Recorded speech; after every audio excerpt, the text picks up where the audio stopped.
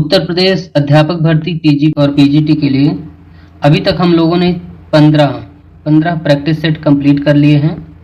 आज हमारा ये वीडियो होगा 16वां प्रैक्टिस सेट है, जिसमें कि 30 क्वेश्चन आपको प्रोवाइड किए जाएंगे जो टीजीटी और पीजीटी सामान्य अध्ययन के लिए अनिवार्य होंगे। वही क्वेश्चन इसमें इंक्लूड किए गए हैं जो सिलेबस में दिए गए टॉपिक हैं।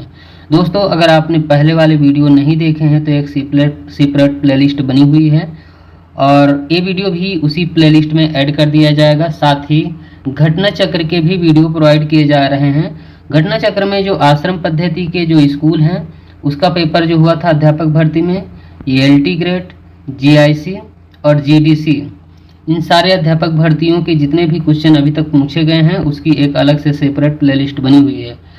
उसमें बहुत ही महत्वपूर्ण क्वेश्चन है, अगर आपने वो भी वीडियो न देखे हो तो ज़रूर देखें। दोस्तों, आज का वीडियो अब हम लोग बिना देरी किए हुए आरंभ करेंगे। 30 क्वेश्चन है इसमें। तो इसमें जो पहला क्वेश्चन है, निम्नलिखित में से कौन जैन धर्म के 3 रत्नों में शामिल नहीं है? तो इनमें से सम्यक ज्ञान, जिसे हम सम्यक दर्शन कहते हैं, सम्यक आचरण और सम्यक श्रद्धा या चरित्र, ये तीनों रत्नों से संबंधित है, जैन धर्म के रत्न से संबंधित है। जो कि सम्यक निंदा है, ये शब्द जैन धर्म से रिलेटेड नहीं है। क्वेश्चन नंबर दूसरा है, दूसरे में दिया गया है सभ्यता, हड़प्पा सभ्यता के अवशेष निम्नलिखित स्थानों में कहाँ प्राप्त नहीं हुए हैं? कहाँ से प्राप्त नहीं हुए? तो नागार्जुन कोंडा है, वहाँ से हड़प्पा सभ्यता के अवशेष नहीं प्राप्त हुए हैं। क्वेश्चन नंबर तीसरा है, तीसरे में दिया गया है सर्वाधिक, मुगल काल में सर्वाधिक मनसबदार किसके शासनकाल में थे? तो सर्वाधिक जो मनसबदार थे वो औरंगजेब के शासनकाल में थे। इसका पहला ऑप्शन राइट आंसर हो जाएगा। दोस्तों, सिख गुरु तेग बहादुर ने औरंगजेब की धार्मिक नीति का विरोध किया और किसानों से निडर रहने को कहा था। उनके इस विचार से घबराकर औरंगजेब ने उन्हें कैद करवाकर दिल्ली में मंगवाया और इस्लाम धर्म स्वीकार करने को कहा। और वो जब इनकार कर दिए थे तो 1675 ईस्वी में फिर उन्होंने तेग बहादुर जी का कत्ल करवा दिया था। और यहाँ पास क्वेश्चन ये था कि मुगल काल में सर्वाधिक मनसबदार किसके शासन में थे? तो ये औरंगजेब के शासन काल में थे। आगे क्वेश्चन है चौथा नंबर में दिया गया है शिवाजी औरंगजेब के आगरा दरबार में कब उपस्थित हुए थे? तो ये उपस्थित हुए थे 1666। इसका दूसरा ऑप्शन है जो राइट आंसर है। चौथे नंबर का दूसरा ऑप्शन सही आंसर है। आगे क्वेश्चन नंबर है पांचवें नंबर में दिया गया है निम्नलिखित में से किसने हड़प नीति का प्रयोग करते हुए भारतीय राज्य ईस्ट इंडिया कंपनी के अधीन कर दिए थे? तो इसका जो सही आंसर है 5वें नंबर का राइट आंसर है लॉर्ड डलहौजी। तीसरा ऑप्शन इसका करेक्ट आंसर है। आगे क्वेश्चन दिया गया है निम्नलिखित में से किसे भारत का बिस्मार्क कहा जाता है? तो सरदार वल्लभ भाई पटेल जी को भारत का बिस्मार्क कहा जाता है। ये स्वतंत्र भारत के प्रथम गृह मंत्री और उप प्रधानमंत्री के रूप में थे और इन्हीं का योगदान है जो नए स्वतंत्र राष्ट्र में 562 जो रियासतें थे उनको एकजुट कराने का कार्यभार इन्हीं ने संभाला था। क्वेश्चन है 7वें नंबर में दिया गया है अरविंद घोष का नाम किस षड्यंत्र मामले से जुड़ा हुआ है? तो इसका सही आंसर है अलीपुर षड्यंत्र मामला।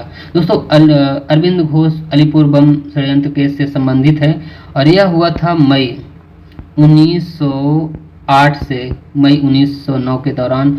एक महत्वपूर्ण अदालती मुकदमा था। अरविंद घोष पर हमले की योजना बनाने और सहयोग करने का आरोप लगाया था। हालांकि उन्होंने 1909 में आरोप मुक्त कर दिया गया था उन्हें और चित्तरंजन दास इस मामले में उनके वकील भी थे।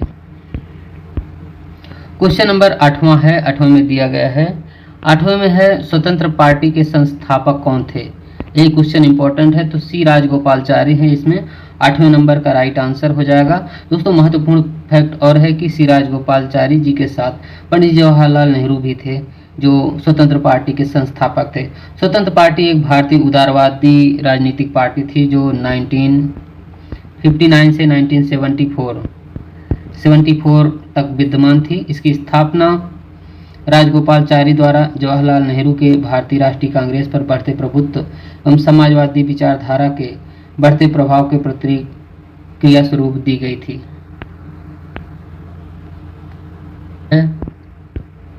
9वां नंबर में दिया गया है, इसमें ऑप्शन है हाँ इल्बर्ट बिल। इल्बर्ट बिल किसके कार्यकाल के दौरान प्रस्तुत किया गया था? तो 9वें नंबर का जो राइट आंसर हो जाएगा इसमें, हाँ इसमें सबसे पहले बता दें कि ये हुआ कब था। तो ये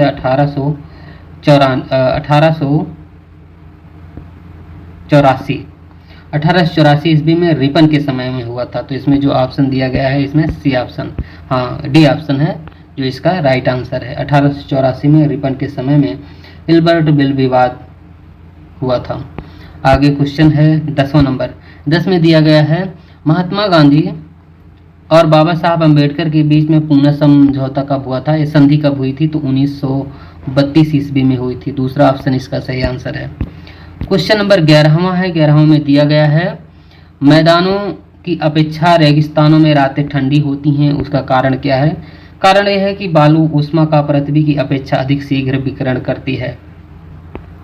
क्वेश्चन नंबर 12वें में दिया गया है, 12वें में है सदाबहार वनों। सदाबहार वनों का दूसरा नाम क्या है? तो उसे उष्ण कटिबंधीय वन के नाम से जाना जाता है। दूसरा ऑप्शन इसका सही आंसर है।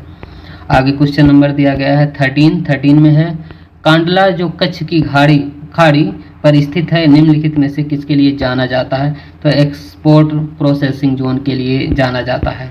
क्वेश्चन नंबर 14 है, 14वें में दिया गया है, उत्तरी प्रशांत महासागर में अंतर्राष्ट्रीय तिथि रेखा के विचलन का कारण क्या है? तो इसमें दिया गया है, इसका जो सही आंसर है इल्यूसियन द्वीप समूह है। इसमें दूसरा ऑप्शन इसका करेक्ट आंसर है। आगे दिया गया है 15 में क्वेश्चन है, इसमें दिया गया है खान के लिए, इसमें इसकी लिखा है, कौन ऐसा जगह है जो आंध्र प्रदेश में तुमलापल्ली विश्व के मानचित्र पर आ गया है? तो ये रीजन क्या है इसमें बताना था। तो सबसे बड़ी यूरेनियम की खानों की वजह से, कहने का मतलब ये था कि आंध्र प्रदेश में जो तुमलापल्ली है विश्व के मानचित्र में क्यों आया है? तो सबसे बड़ी यूरेनियम खान होने की वजह से। थोड़ा क्वेश्चन स्टार्टिंग में स्पष्ट नहीं था। क्वेश्चन नंबर 16वां दिया गया है, 5वीं पंचवर्षीय योजना का मुख्य लक्ष्य क्या था? तो इसका है गरीबी उन्मूलन तथा आत्मनिर्भरता की प्राप्ति। 17 नंबर दिया गया है। 17 में क्वेश्चन है, निम्नलिखित में से कौन सा एक युग्म सही नहीं है? तो इसमें दिया गया है कि 5वीं पंचवर्षीय योजना 1961 से 66 है, ये गलत है।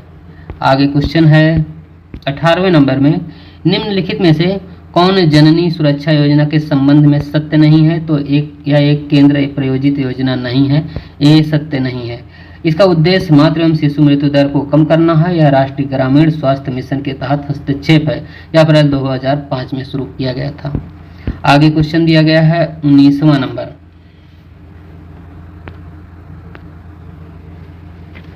नंबर में जो दिया गया है क्वेश्चन है, SIDBI इसका घोषक क्या है?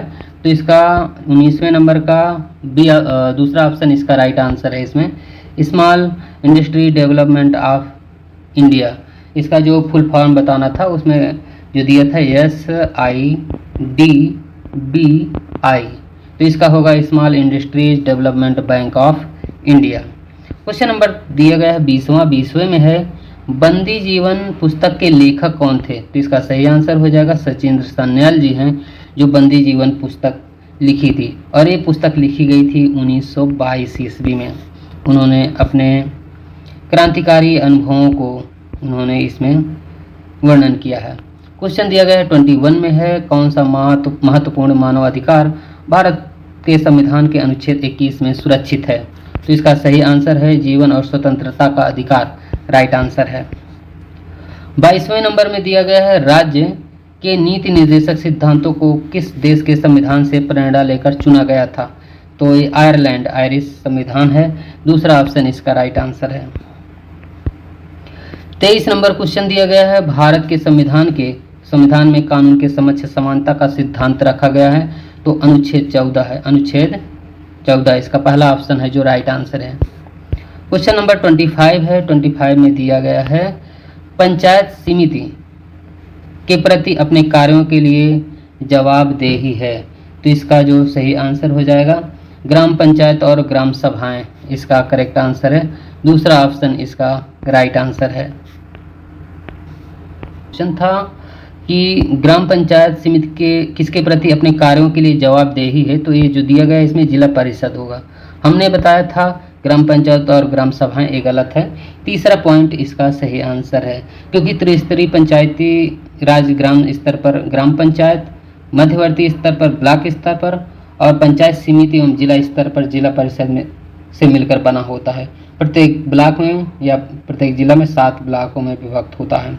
आगे दिया गया है 25वें नंबर क्वेश्चन दिया गया है, भारतीय संविधान की किस अनुसूची में पंचायती राज संस्थाओं का प्रावधान है, तो राइट आंसर हो जाएगा 11वीं अनुसूची, इसका राइट आंसर है। क्वेश्चन नंबर 26 है। 26 में दिया गया है, मानव शरीर का कौन सा भाग ऑस्टियोपोरोसिस अस्थि सुदृढ़ता से प्रभावित होता है, तो इसका सही आंसर हो जाएगा हड्डियां, तीसरा ऑप्शन राइट आंसर है।